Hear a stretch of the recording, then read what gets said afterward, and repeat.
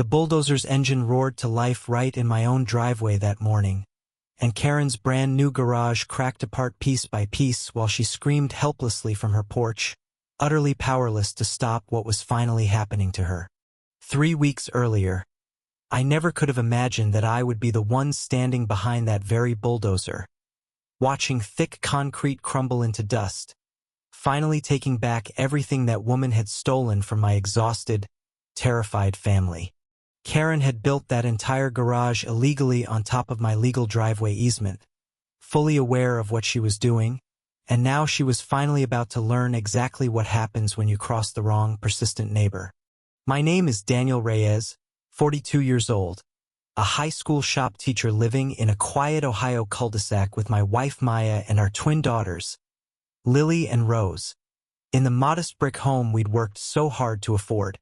We had saved carefully for 8 long years just to buy our first home, a small brick house that came with a properly recorded driveway easement, letting us reach our own garage safely from the quiet side street beyond.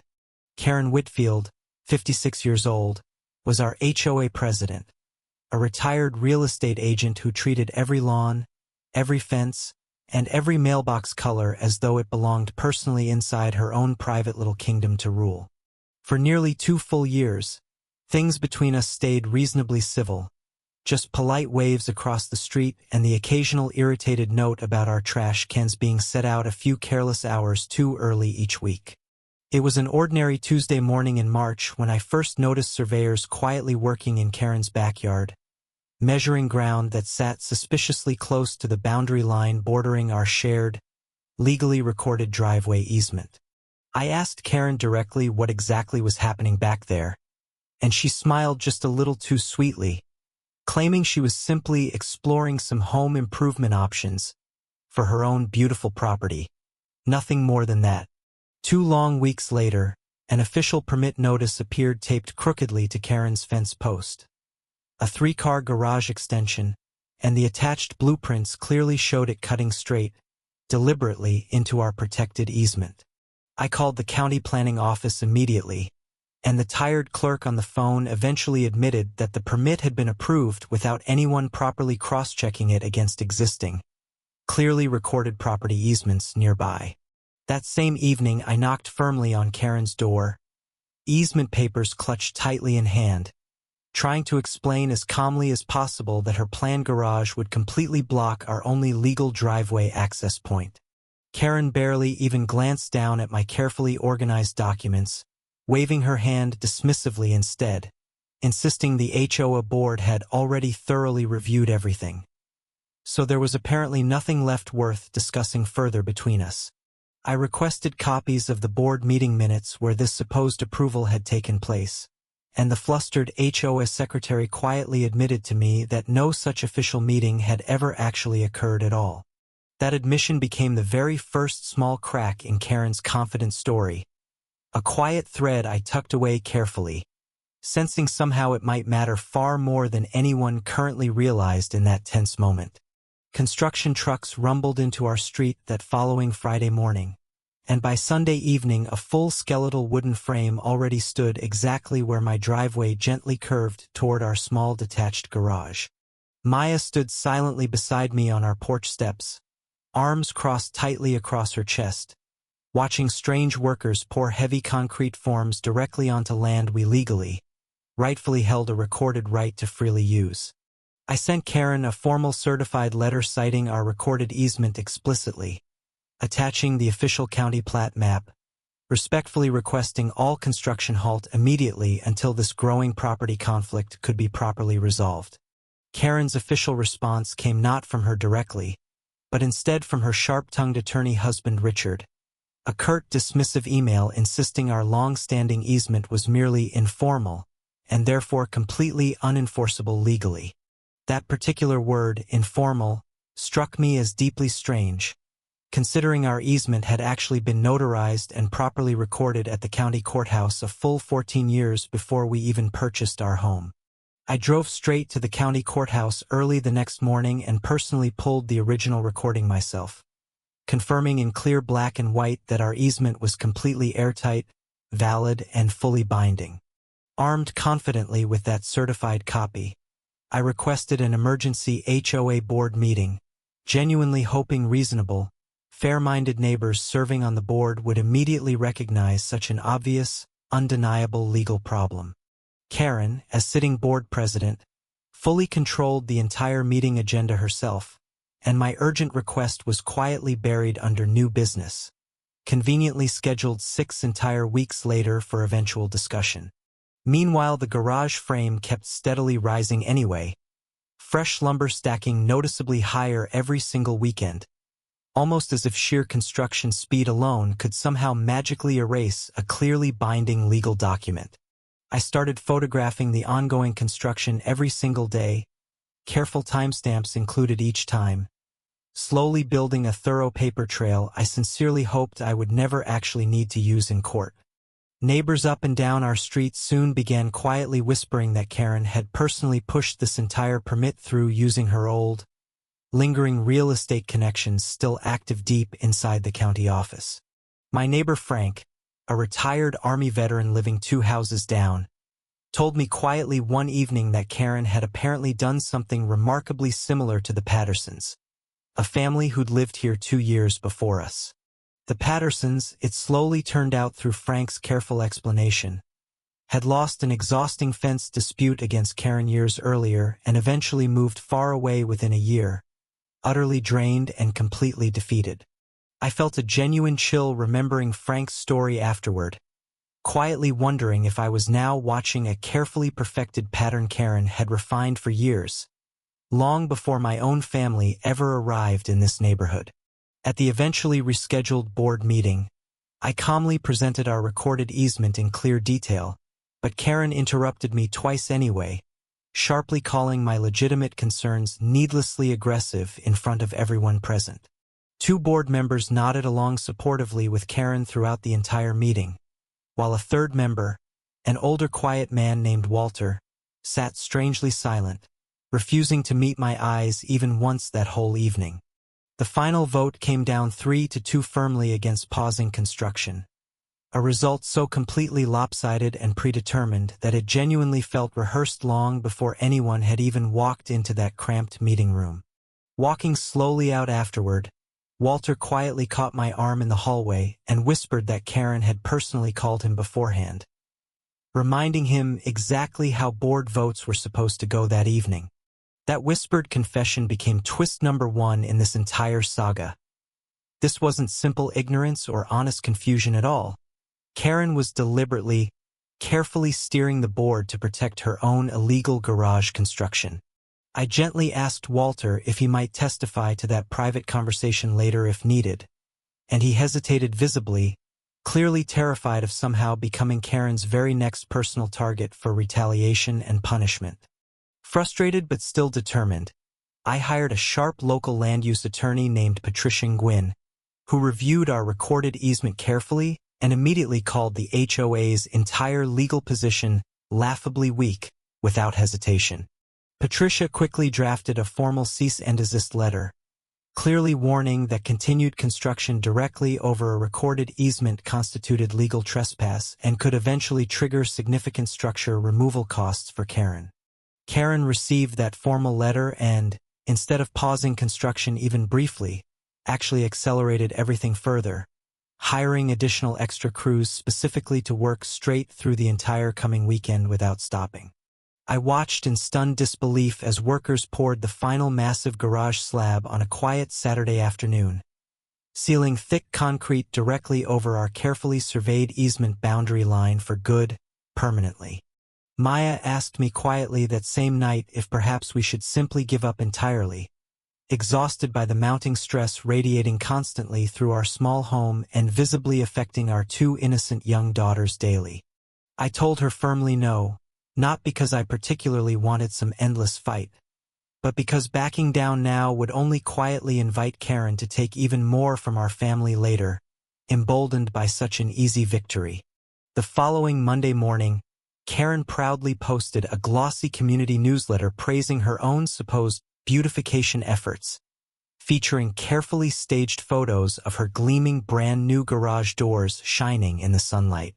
She never once mentioned the looming lawsuit threat, our formal cease and desist letter, or the ongoing easement dispute anywhere, instead painting herself confidently as some tireless, generous community improver deserving genuine praise.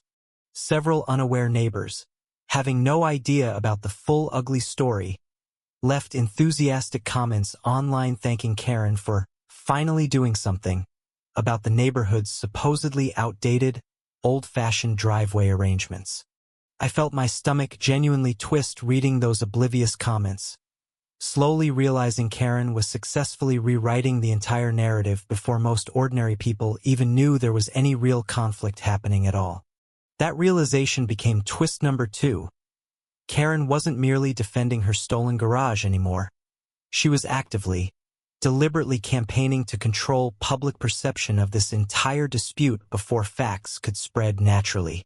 I decided to respond publicly but carefully, posting the actual recorded easement document itself directly into the community group chat, simply letting cold, undeniable facts speak plainly for themselves without commentary. Comments flooded in rapidly within mere hours, genuinely shocked neighbors suddenly seeing official government paperwork directly contradicting everything Karen's glossy newsletter had previously implied about this entire growing situation. Karen deleted my honest post within 20 short minutes, citing some vague, conveniently invented HOA rule against disputes airing publicly in community channels. A rule I had genuinely never once heard mentioned before. I had already carefully screenshotted everything before her quiet deletion, adding it methodically to my growing folder, now neatly organized by exact date, specific witness, and supporting legal document for safekeeping. Patricia formally filed our official complaint with the county government, requesting a clear legal determination on whether Karen's new garage genuinely violated our properly recorded easement rights under existing local property law. The county's official response would unfortunately take several more weeks. Patricia warned me honestly, giving Karen plenty of additional time to fully finish construction and start using her stolen garage space daily. True to that grim warning, within just a few days Karen began deliberately parking her large SUV directly across what remained of our shared driveway access, completely blocking our family's movement entirely each morning. I now had to awkwardly detour through a narrow, bumpy side alley just to reach our own family garage, adding nearly 10 frustrating extra minutes onto every single ordinary trip home from work or school. Lily, only 7 years old at the time, innocently asked me one evening why the mean lady got to park wherever she pleased while our entire family had to go the long, inconvenient way around every single day. I genuinely didn't have any good answer ready for my young daughter that night, and that painful silence hurt far more deeply than any of Karen's casual insults or calculated legal maneuvering combined together. One cold morning I found a freshly printed notice taped crookedly to our front door. A $50 HOA fine for unauthorized vehicle idling, timed suspiciously precisely during my forced daily alley detour route.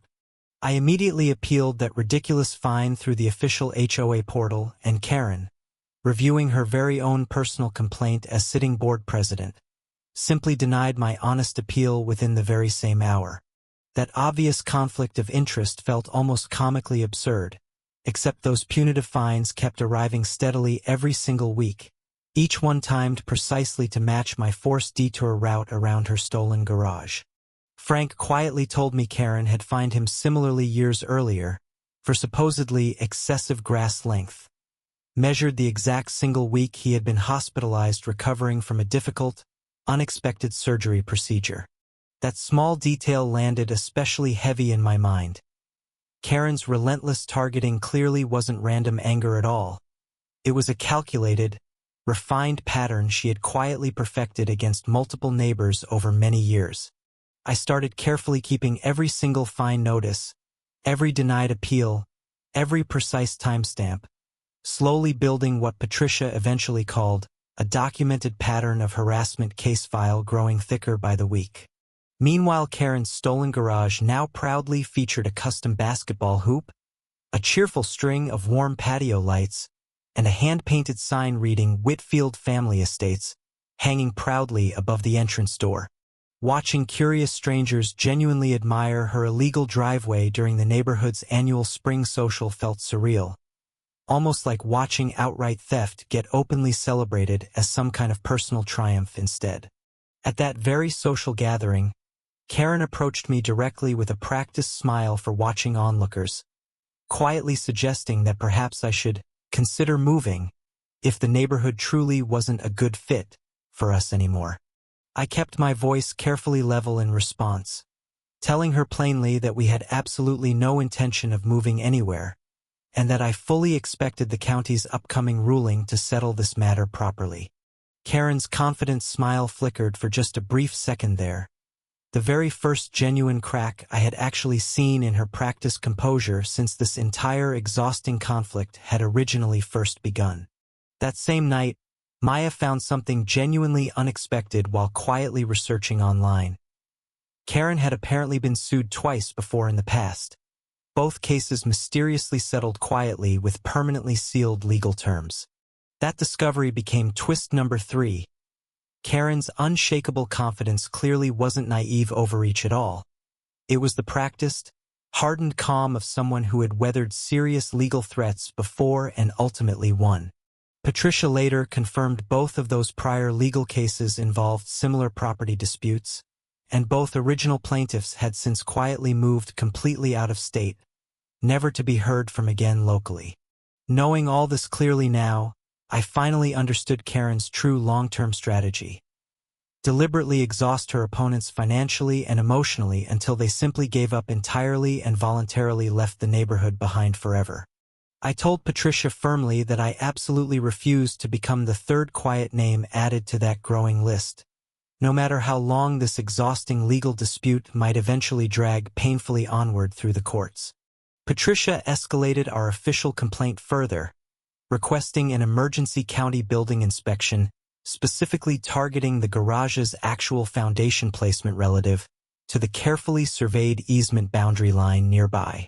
An inspector arrived completely unannounced one Thursday afternoon, stretching his measuring tape carefully across Karen's pristine new concrete slab while she watched furiously from her upstairs window, visibly shaking with anger. The inspector's detailed preliminary notes, later shared privately with Patricia, clearly confirmed the garage structure encroached a full 11 feet directly onto our legally recorded easement property without question. Karen's swift retaliatory response came almost immediately. She filed a formal noise complaint against my home woodworking shop equipment, falsely claiming I had been disturbing the entire neighborhood for years already.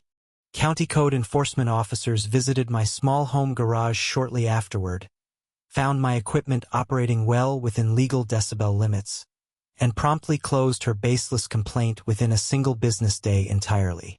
Undeterred by that quick failure, Karen filed yet another complaint, this time alleging our daughter's backyard trampoline violated specific HOA setback rules that had actually been quietly established 3 full years earlier. That particular complaint, at least, held some minor technical merit this time, and I begrudgingly moved the trampoline 6 awkward feet sideways just to remain fully compliant with that obscure existing rule. Karen's visible smugness over that small, hollow technical win told me clearly she was now treating every single interaction as another small battle to be won by absolutely any means necessary available to her. I began carefully documenting Karen's escalating retaliation pattern entirely separately from our main easement case, strongly suspecting Patricia would eventually need both growing files combined together for our final hearing. Walter, the previously silent board member, finally messaged me privately late one night, admitting he felt genuinely sick about rubber stamping Karen's original garage permit months earlier under quiet personal pressure. He offered to provide a detailed written statement describing Karen's persistent pressure tactics, but only if his name stayed completely confidential until it became absolutely necessary to reveal it publicly later.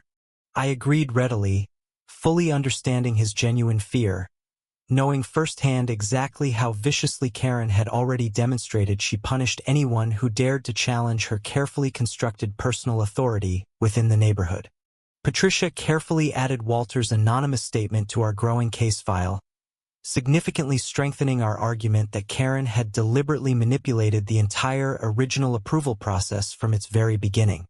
The county eventually scheduled a formal hearing date for early summer, giving both opposing sides a full 8 weeks to properly prepare detailed evidence and witness testimony beforehand for the proceedings. Karen responded to that hearing notice by quickly hiring a far more aggressive attorney, someone well known locally for skillfully stalling difficult municipal disputes for months or even years at a time.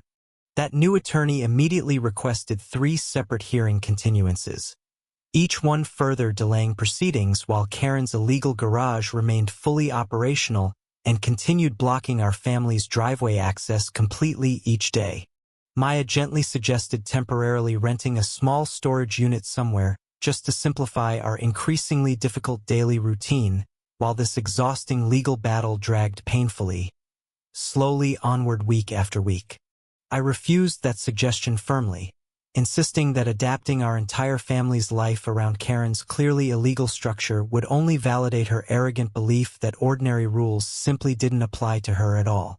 Instead, I started deliberately parking directly behind Karen's parked SUV on the remaining open easement strip, technically still fully within our own legal access rights under the original recorded agreement. Karen immediately called the police, falsely claiming I was trespassing on her property, but the responding officer carefully reviewed our recorded easement documents and politely declined to take any action against me whatsoever. Furious at that failure, Karen escalated things again, this time installing a powerful motion-activated floodlight aimed directly at our bedroom window, citing vague, unspecified security concerns as her official justification. That harsh light flooded our bedroom every single night whenever Lily or Rose got up quietly for water, disrupting our young daughter's peaceful sleep for nearly 2 entire exhausting weeks straight without relief. I filed a formal HOA complaint specifically about that intrusive floodlight, watching Karen, quite predictably, deny her very own filed complaint within mere minutes once again, just as she always reliably did. Frank thoughtfully suggested carefully filming the floodlight's exact angle and measured brightness, potentially proving it clearly violated the county's existing residential light trespass ordinance that protected homeowners from exactly this situation. That carefully gathered footage became absolutely crucial evidence later, clearly showing the light wasn't genuine security at all, but rather a deliberate weapon aimed precisely at disrupting our entire family's basic rest. Patricia filed an emergency injunction request based directly on that compelling light trespass footage, finally giving the overwhelmed county system a solid reason to act noticeably faster than it had previously moved. A sympathetic judge reviewed everything and granted a temporary protective order, requiring Karen to redirect or completely remove the offending floodlight within 48 hours, marking our very first genuine legal victory. Karen complied with the order, showing visible rage, glaring openly at our house each evening as she manually adjusted the light fixture herself, though clearly the broader harassment campaign was far from truly over. For a strange, uneasy week afterward, things genuinely went quiet, Karen carefully avoiding eye contact, the floodlight finally redirected, and no fresh complaints arriving at our front door during that brief, welcome calm. Maya allowed herself a cautious, hopeful smile during that quiet stretch, wondering aloud if Karen had finally realized this exhausting fight simply wasn't worth the public embarrassment now steadily piling up against her name. I wanted desperately to believe that too, but something about Karen's sudden silence felt far less like genuine surrender and much more like quiet, calculated recalculation happening behind her closed curtains. We used that brief calm week as productively as possible, taking our daughters camping nearby, letting them happily forget about floodlights and fines for 2 precious, peaceful days away from home entirely. Patricia used that same lull quite productively too, formally deposing Walter under oath, permanently locking his detailed testimony about Karen's pressure tactics into the official county legal record for good. Frank mentioned overhearing Karen on her porch one evening, talking heatedly into her phone about supposedly handling things differently, before our upcoming hearing. A phrase that immediately worried me deeply. That particular phrase, handling things differently, settled uneasily into my mind afterward, feeling like some vague unspoken threat wrapped carefully inside seemingly harmless, casual neighborhood gossip overheard by chance. The county hearing date finally arrived after its third frustrating postponement, both opposing sides gathering tensely inside a small, sterile municipal conference room located downtown near the courthouse. Karen's newly hired attorney argued our easement was somehow ambiguous, despite Patricia clearly presenting the original notarized recording with the surveyed boundary line marked plainly for everyone present to see. The hearing officer, a methodical, sharp-eyed woman named Ms. Alvarez, asked several pointed questions about exactly how the garage permit had bypassed proper easement verification procedures entirely from the very start. Karen's attorney visibly stumbled while explaining the permit process, eventually admitting reluctantly that the county clerk's office had simply failed to cross-reference older recorded property documents during initial review. Walter's earlier sworn deposition was then read aloud for the entire room, describing in careful detail Karen's private phone calls pressuring board members before the original contested garage vote even occurred. Karen's composed public mask slipped noticeably, hearing her own quiet manipulation read back aloud inside that sterile, official, completely undeniable government conference room in front of everyone watching closely. Ms. Alvarez ultimately ruled that the garage indeed violated our properly recorded easement, ordering a strict 60-day compliance period for Karen to propose acceptable remediation options going forward. That official ruling felt like genuine vindication finally arriving, undeniable proof that this entire battle wasn't paranoia or pettiness, but a real, provable, thoroughly documented legal violation all along. Karen, however, immediately announced she intended to appeal the ruling, cleverly buying herself another 60 entire days of completely unrestricted, illegal garage access while the appeal slowly worked through the system. That announcement became twist number 4. Karen's strangely calm week hadn't been genuine surrender at all. It had simply been quiet preparation for a far more aggressive legal counterattack against our family. Her formal appeal arrived stacked with surprising new exhibits, including carefully selected photographs claiming our family had somehow consented to the garage by not objecting loudly enough soon enough beforehand. Patricia easily disproved that flimsy claim using my carefully dated photographs and the original cease and desist letter, sent months before construction had even fully finished on Karen's illegal structure. Still, that drawn-out appeal process meant several more months of frustrating delay, more inconvenient detours, and more punitive fines arriving regularly and predictably inside our overflowing mailbox each week. Karen escalated her ongoing public campaign too, deliberately hosting a neighborhood unity barbecue scheduled explicitly the exact same weekend as our upcoming, critically important scheduled appeal hearing downtown. At that carefully timed barbecue, she subtly painted our entire family as litigious troublemakers, supposedly disrupting the community's peaceful, harmonious, beautifully landscaped atmosphere for everyone else nearby. Several previously friendly neighbors, charmed easily by free burgers and Karen's practiced warmth, began treating Maya noticeably coldly during routine school pickup lines and ordinary weekend grocery store runs. Lily came home crying one afternoon because another child had repeated something her own mother apparently said, that our family was trying to steal Mrs. Whitfield's garage from her, which was completely false. That casual lie, weaponized so carelessly through innocent children, felt like Karen's cruelest move yet, deliberately dragging blameless kids straight into adult property warfare that had nothing to do with them. I confronted Karen directly about deliberately involving innocent children in this dispute, and she simply shrugged dismissively, saying she couldn't control what parents discussed privately at home with their families. That dismissive shrug told me absolutely everything I needed to know. Karen genuinely felt completely untouchable, confident no real consequence could ever truly reach someone of her supposedly respected social standing. Frank, watching this entire situation unfold painfully, finally admitted publicly at a community meeting that Karen had pressured him similarly years earlier regarding his own backyard fence dispute with her.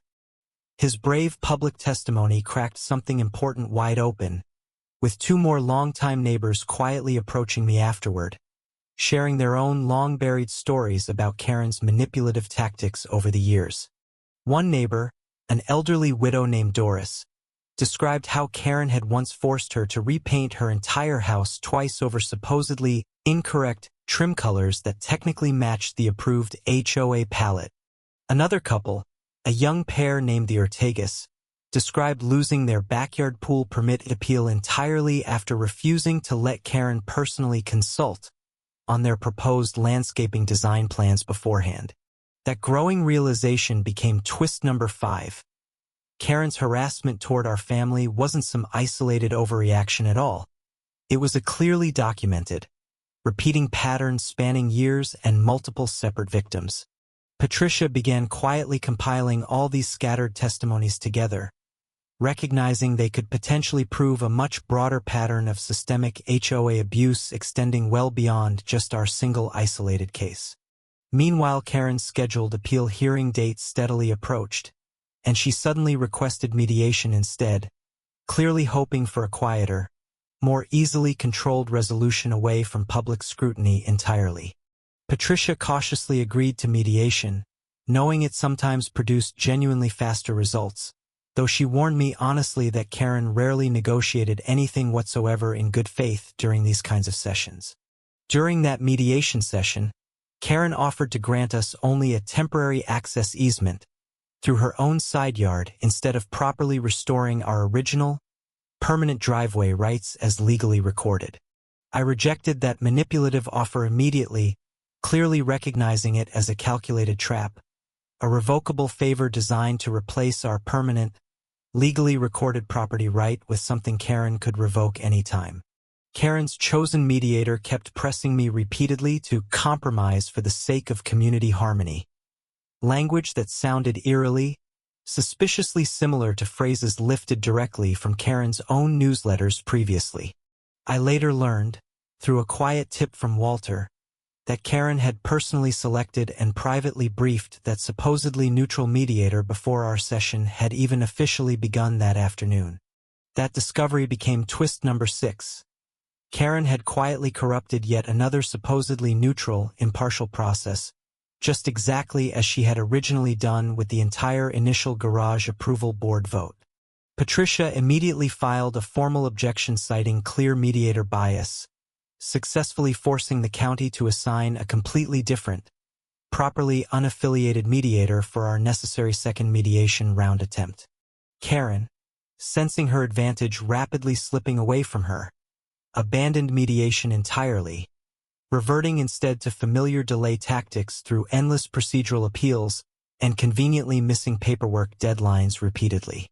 Her attorney requested several document extensions, conveniently lost critical exhibits accidentally, and rescheduled hearings repeatedly, stretching our exhausting case into its 7th painfully long, draining month overall. Financially, our mounting legal fees steadily increased week after week, with Maya and I quietly dipping into savings originally meant carefully for our daughter's eventual college education funds instead of legal bills. I started taking extra weekend handyman jobs around town just to help offset Patricia's mounting hourly fees fighting Karen's relentless, exhausting procedural obstruction tactics dragging this entire case painfully onward. Karen, meanwhile, casually posted carefree vacation photos online from a lake house getaway, seemingly entirely unbothered and financially untouched by months of escalating, exhausting legal warfare consuming our own family.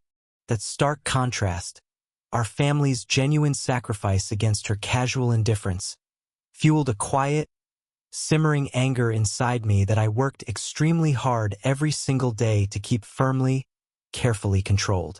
One late evening, returning home from a tiring repair job, I found my truck's tires deliberately slashed, parked exactly where Karen's repeated illegal access complaints had always specifically targeted before.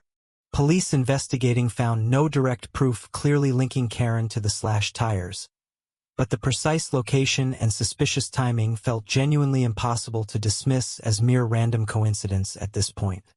Frank quietly installed a discreet trail camera near our shared property line shortly afterward, just in case something similarly troubling happened again to our family in the uncertain near future ahead of us. 2 long weeks later, that hidden camera unexpectedly captured Karen's own nephew, a college student named Tyler, nervously sneaking around our property fence well after midnight on a quiet weeknight. Confronting Tyler directly the very next morning, he nervously admitted that Aunt Karen had personally asked him to check on things near our garage on several separate previous occasions recently. That uneasy admission, however vague it initially seemed, strongly suggested Karen's ongoing harassment campaign had expanded well beyond simple legal maneuvering into something closer to active surveillance and quiet intimidation. Patricia immediately advised filing a formal police report right away, creating an official documented record even without quite enough solid evidence yet for formal criminal charges to be filed against anyone. Karen, learning quickly of that police report being filed, accused our family publicly of harassing her own family, instead flipping victim and aggressor with disturbingly practiced, unsettling ease in public. That clever manipulation became twist number 7, fully revealing Karen's deepest underlying skill, rewriting reality itself completely whenever inconvenient facts threatened her carefully maintained public reputation in the neighborhood. Several longtime neighbors, however, started noticing this troubling pattern themselves, growing visibly uncomfortable with Karen's increasingly desperate, contradictory public narratives appearing online and at community gatherings. Doris, the elderly widow mentioned earlier, quietly began attending county hearings just to support our struggling family, her simple, steady presence offering small but genuinely meaningful comfort during difficult days. The Ortegas did exactly the same thing, bringing printed copies of their own previously denied pool permit application, ready to testify openly if Patricia ever needed their first-hand corroborating account. Slowly, almost invisibly at first, Karen's once seemingly unshakable community support began quietly eroding beneath the steady weight of years of accumulated, undeniable, carefully documented neighborhood grievances against her. Karen seemed to genuinely sense this gradual shift too, becoming visibly tenser during routine HOA meetings, her usual confident composure noticeably cracking under increasing scrutiny from fellow board members present. At one particularly tense meeting, Walter finally spoke up publicly instead of privately, describing in careful detail exactly how Karen had pressured the original contested garage permit vote months earlier. Karen interrupted him repeatedly throughout his testimony, but other board members, for the very first time in years, firmly refused to simply let her control the entire conversation any more unchallenged. That noticeable shift in board dynamics felt genuinely monumental, the first clear sign that Karen's once absolute authority might finally be eroding steadily from within her own previously loyal ranks. Sensing her weakening control slipping away rapidly, Karen made a desperate move, proposing an emergency HOA rule banning frivolous easement disputes from future meetings entirely going forward indefinitely. That transparent proposal, clearly aimed at silencing our ongoing case specifically, failed for the very first time in years by a narrow but genuinely decisive board vote firmly against her stated wishes. That failed vote became twist number 8, clearly proving Karen's iron grip over the entire board had finally, definitively, irreversibly begun slipping permanently away from her after years of total control. Furious at that public defeat, Karen escalated personally yet again, confronting Maya directly outside our daughter's elementary school during afternoon pickup, her voice sharp, threatening, and noticeably louder than usual. Witnesses nearby, other parents waiting patiently for their own children, recorded brief portions of that heated confrontation, later voluntarily submitting their footage to support our steadily growing legal case file. That damning footage clearly showed Karen explicitly threatening to make our lives miserable, until our family eventually gave up and moved somewhere else entirely, away from the neighborhood for good. Patricia called that particular recording an absolute gift, direct, undeniable evidence of intentional harassment that no clever defense attorney could easily explain away or dismiss as misunderstanding anymore. Karen's own attorney, reviewing that damning footage himself privately, reportedly advised her quietly to settle the entire case quickly before things escalated even further into serious criminal legal territory. Karen flatly refused his careful professional advice, still convinced somehow that her social standing and longtime connections would continue shielding her from any meaningful real consequence whatsoever going forward. That stubborn refusal, born from years of completely unchecked personal power, became the single fateful decision that finally accelerated her complete and total downfall faster than anyone could have predicted. Desperate to regain some control, Karen began spreading baseless rumors that I had personally threatened her family, a completely fabricated claim with absolutely zero supporting evidence behind it anywhere. I requested a formal restraining order against Karen instead, citing the school confrontation, the earlier floodlight harassment, and Tyler's nighttime surveillance activities near our property as supporting evidence. A judge carefully reviewed all the gathered evidence and granted a temporary protective order, legally barring Karen from approaching our family within 50 feet under any circumstances going forward. That public protective order, now official public record, finally forced Karen's manipulative behavior into undeniable, inescapable daylight for the entire watching neighborhood to witness clearly for themselves at last. Local news eventually picked up the unfolding story after a county clerk leaked certain details, running a televised segment titled, HOA President, Accused of Years of Documented Neighborhood Abuse Statewide. The story exploded rapidly online afterward, with former victims across multiple different neighborhoods suddenly recognizing Karen's name and her exact familiar tactics from their own painful personal past experiences. That widening discovery became twist number 9. Karen's destructive pattern extended far beyond just our small cul-de-sac, reaching into neighborhoods she had quietly influenced decades earlier as a working realtor. Persistent reporters uncovered that Karen had once forced an elderly couple into foreclosure-adjacent financial stress through relentless, baseless HOA fines nearly 2 full decades earlier during her early career years. That same elderly couple, now well into their 80s, agreed to a brief interview, describing Karen's tactics as identical, word for word, to what's happening now in our own current ongoing ordeal. Public pressure mounted rapidly after that broadcast, with county officials soon announcing a formal audit into HOA permit approvals specifically connected to Karen's entire lengthy tenure as board president. Karen, now cornered publicly and visibly desperate, finally requested an emergency private meeting with both Patricia and myself, clearly hoping for a quiet, face-saving resolution away from any cameras. I cautiously agreed to that meeting, genuinely curious what sheer desperation might reveal about her true motives, while Patricia insisted firmly on recording every single word spoken for our own protection. Karen arrived visibly shaken at that meeting, dropping her usual polished public composure entirely, quietly admitting the garage might have been built without full proper verification beforehand after all.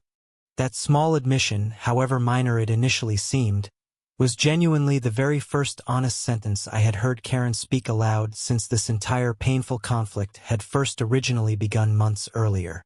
I asked her directly if she had personally pressured Walter and other board members into voting her way, and Karen's prolonged silence answered that question far more clearly than any words ever could.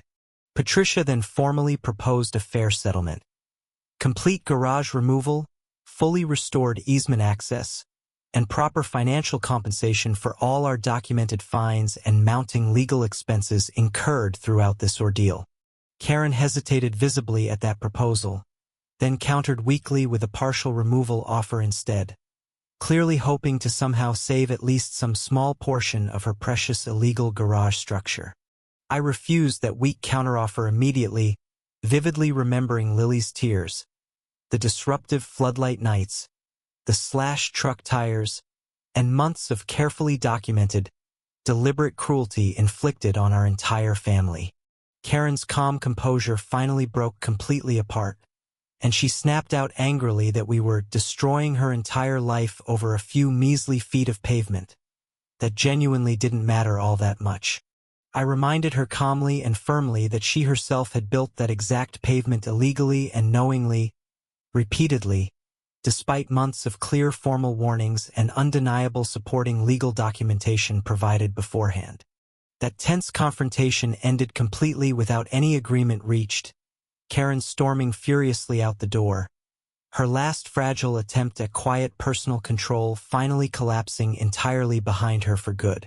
The county's formal audit results arrived just days later, definitively confirming Karen had personally expedited her own garage permit while simultaneously serving as the official acting permit reviewer herself. That blatant conflict of interest clearly violated explicit county ethics rules, instantly invalidating the entire garage permit retroactively, regardless of any future appeal Karen's attorney might still try to file.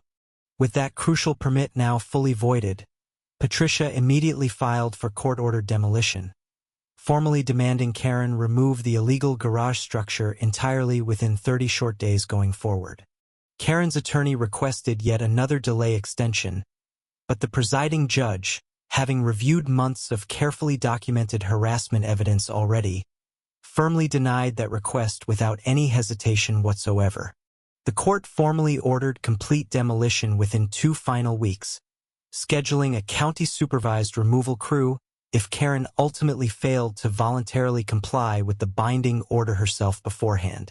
Karen had 2 full weeks to demolish her own illegal garage voluntarily, and instead she spent that entire precious time desperately searching every legal channel for any remaining loophole she could possibly exploit.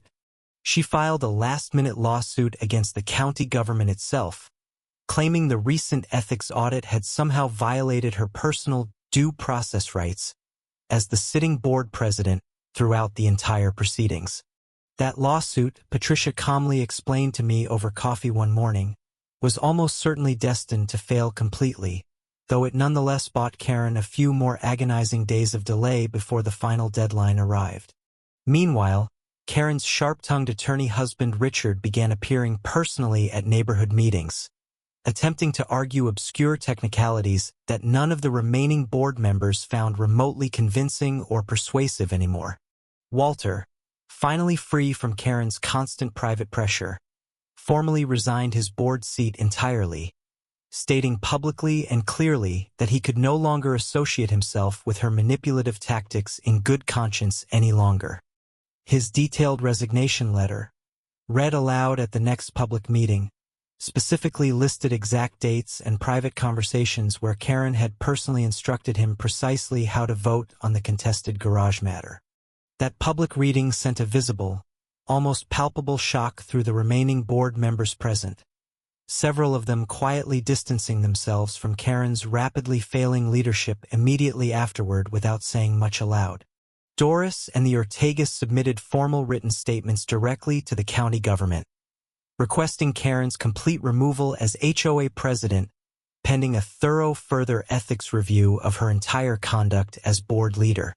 A rare community-wide vote was quickly scheduled, the very first one held in over a full decade, finally allowing all residents to decide Karen's future leadership status themselves directly through their own private ballots. Karen campaigned desperately door to door across the neighborhood, promising reduced fines and vague, fresh starts to anyone still willing to support her continued presidency, despite everything that had recently come to light publicly. Most longtime neighbors, having now watched months of public exposure and carefully documented evidence pile up, politely declined her unexpected visits, some not even bothering to open their front doors for her anymore at all. The night before the scheduled vote, someone spray-painted the single word, tyrant, boldly across Karen's pristine garage door, an act I genuinely had absolutely no part in planning or carrying out myself whatsoever that night. Karen immediately accused me publicly of that vandalism the very next morning. But security footage from a nearby neighbor's camera clearly showed Tyler, her own nephew, holding the spray paint can himself in the dark. That unexpected revelation became twist number 10 in our long saga.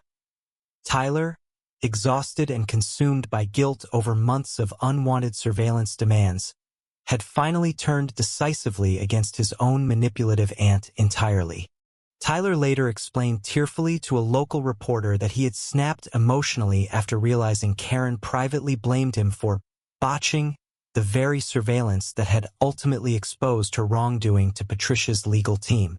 His emotional, halting confession, recorded live by local news cameras, included disturbing details about additional surveillance targets across the neighborhood that Karen had apparently never disclosed publicly to anyone before that day.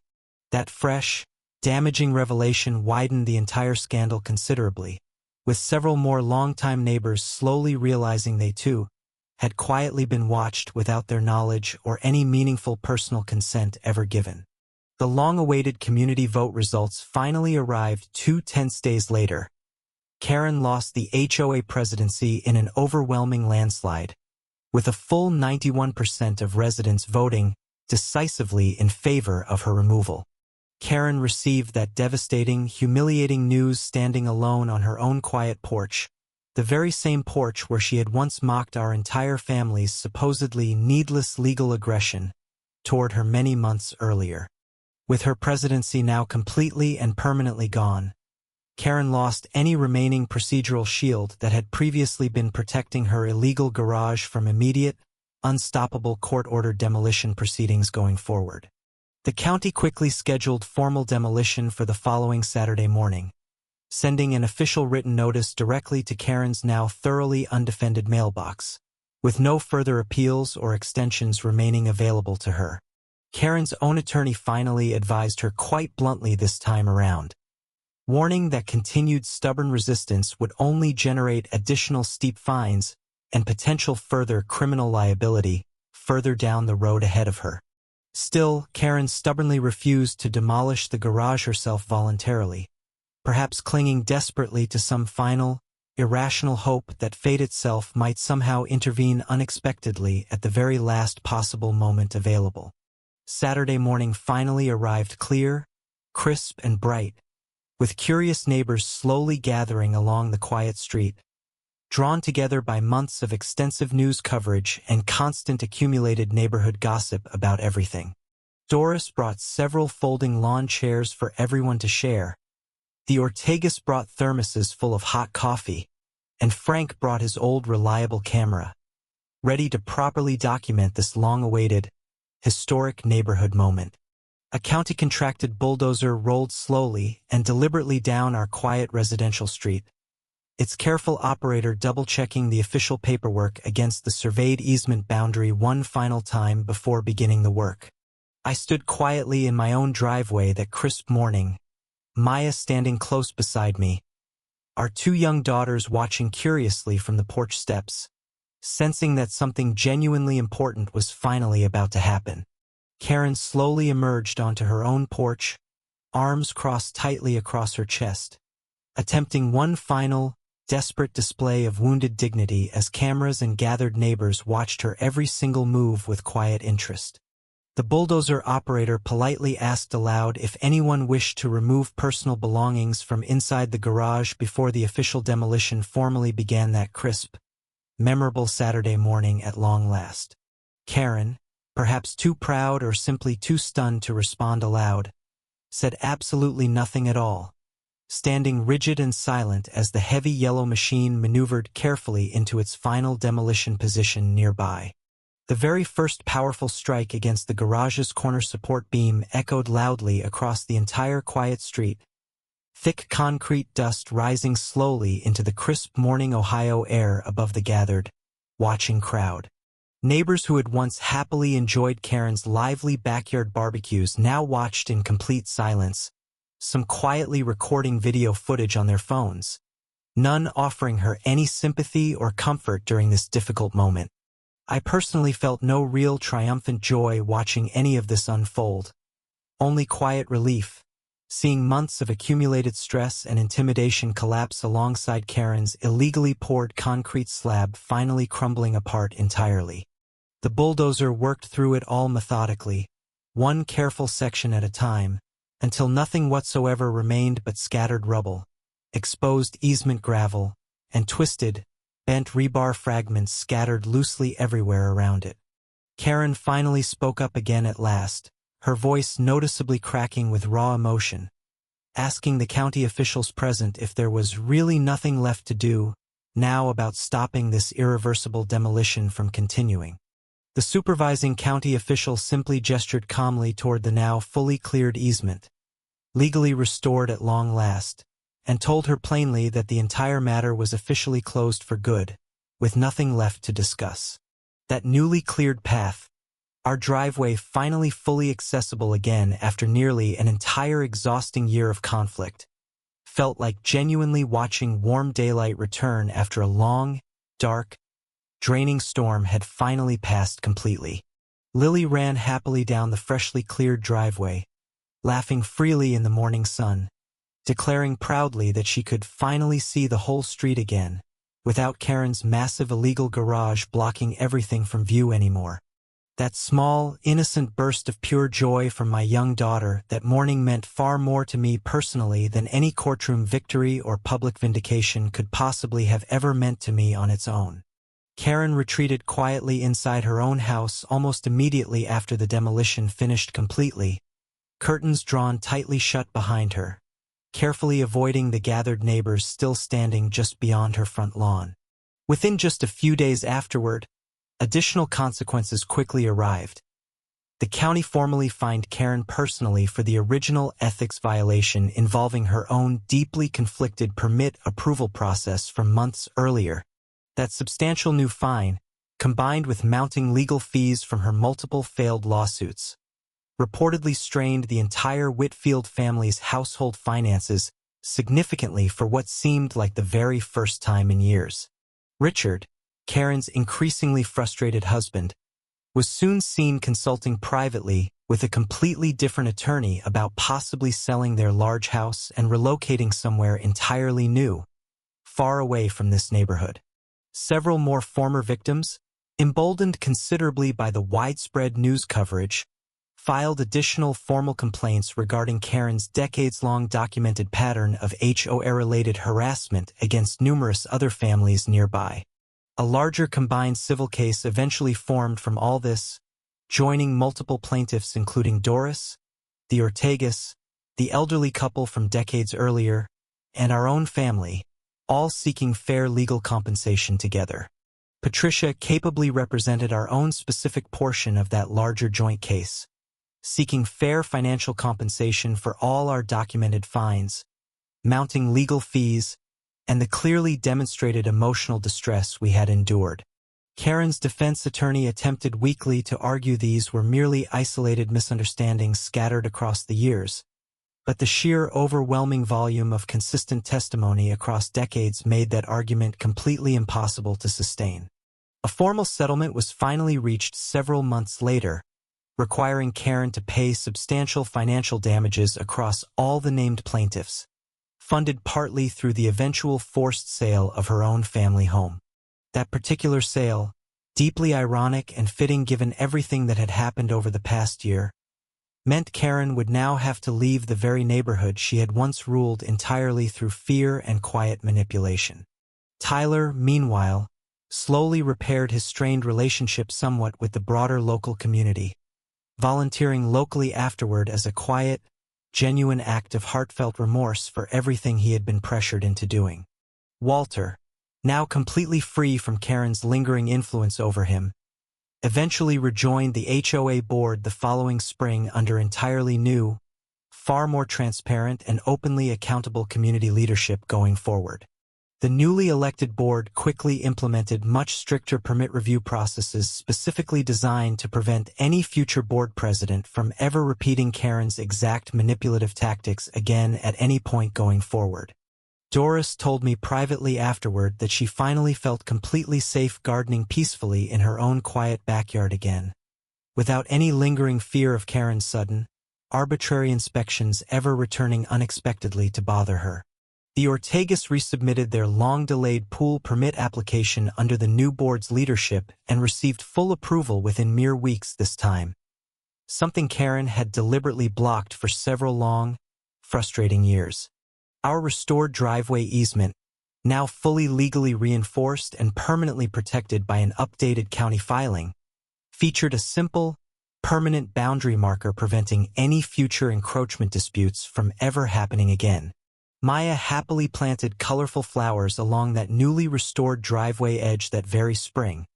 A small but deliberate act of quietly reclaiming the very space Karen had once forcibly stolen from our entire family.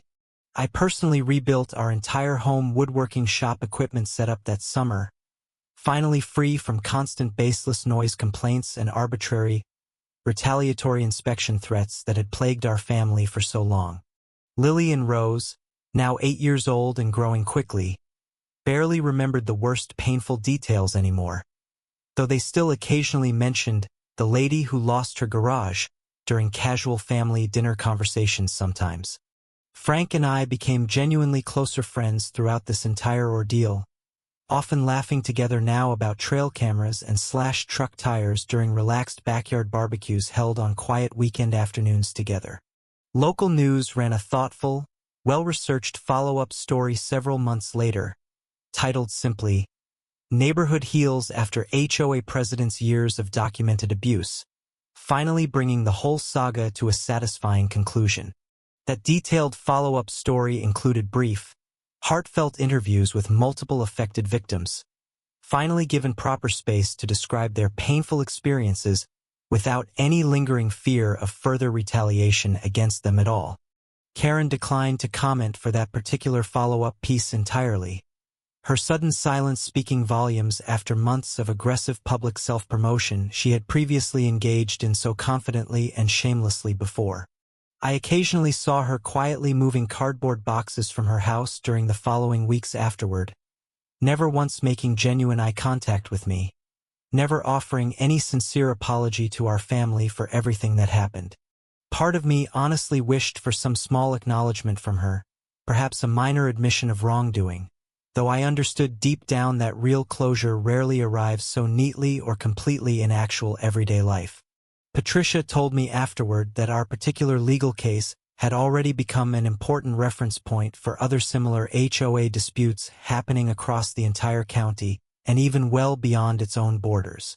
Several practicing local attorneys reportedly began citing our specific easement ruling when representing other families facing similarly aggressive, unchecked HOA leadership problems within their own separate communities elsewhere in the state. That unexpected positive legacy, helping complete strangers avoid the exact painful ordeal our own family endured, gave the entire exhausting fight a deeper meaning beyond just our own small driveway and personal struggle. Maya and I used part of our eventual legal settlement money to establish a small dedicated college fund specifically for both Lily and Rose's future education and long-term personal growth in the years ahead. We also generously donated a meaningful portion of that same settlement toward a local legal aid organization that helps everyday homeowners facing similar property disputes without adequate financial resources of their own. That thoughtful donation felt genuinely important to both Maya and me, transforming months of personal suffering into something truly useful for other vulnerable families nearby facing similar housing struggles of their own. The moving truck finally arrived at Karen's old house on a quiet Thursday morning, drawing only mild passing curiosity from neighbors walking by, the entire long saga now feeling mostly settled and resolved. I watched briefly from my own front window that quiet morning, feeling neither lingering satisfaction nor lasting anger, just a settled, exhausted sense that this difficult chapter was finally, truly closing for good at last. Richard and Karen drove away together quietly without any ceremony whatsoever that morning, their once grand house now bearing a simple "for sale" sign planted firmly near the curb out front for everyone to see. New owners eventually moved into that same house several months later, a young, hopeful family who had heard the neighborhood's full story beforehand and specifically wanted a genuine fresh start there themselves. They asked me directly about the entire easement history one quiet afternoon, and I shared everything completely honestly with them, hoping that transparency might help prevent any similar repetition from ever happening again. The new HOA board welcomed that young family warmly from day one, demonstrating exactly the collaborative community spirit Karen had always falsely claimed to represent publicly, but had genuinely never once practiced herself. Walter mentioned casually one evening that board meetings now lasted barely half as long as they once had, with decisions made collectively rather than dictated through fear and personal manipulation like before. That noticeable new efficiency, somewhat ironically, proved that Karen's controlling leadership style had never actually been about genuine community order at all, but rather only about personal power and absolute control. I returned to my regular teaching job that following fall with a renewed sense of appreciation, recognizing clearly how exhausting unchecked authority could become when wielded carelessly without any real accountability whatsoever.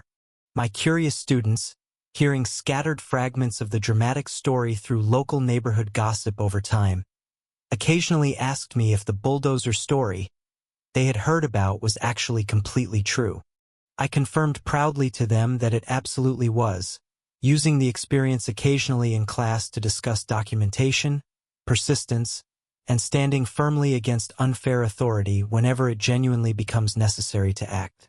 Maya started volunteering enthusiastically with a local tenant and homeowner advocacy group that same year, channeling our difficult shared experience into helping other families navigate similar disputes more confidently themselves.